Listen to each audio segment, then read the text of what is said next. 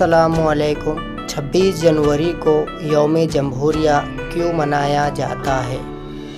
ہم سبھی جانتے ہیں کہ ہمارا ملک 15 اگست 1947 کو آزاد ہوا، لیکن آزادی کے بعد ہمارے ملک کو ایسے قانون کی ضرورت تھی جس سے ملک کے تمام مذاہب کے لوگوں کو برابری کا درجہ ملے اور ملک میں امن اور بھائی چارہ قائم رہے۔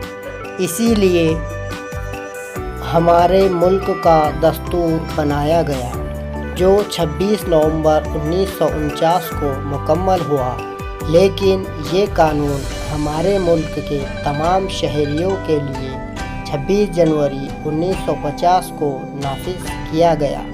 اس لیے ہم 26 جنوری کو یوم جمہوریہ کے طور پر مناتے ہیں۔ ہمارے ملک کے دستور کو بنانے کے لیے ایک دستور ساز کمیٹی تشکیل دی گئی تھی جس کے صدر ڈاکٹر بھیم راؤ امبیڈکر تھے۔ ان کی محنت اور کوششوں سے ہمارے ملک کا دستور تیار ہوا۔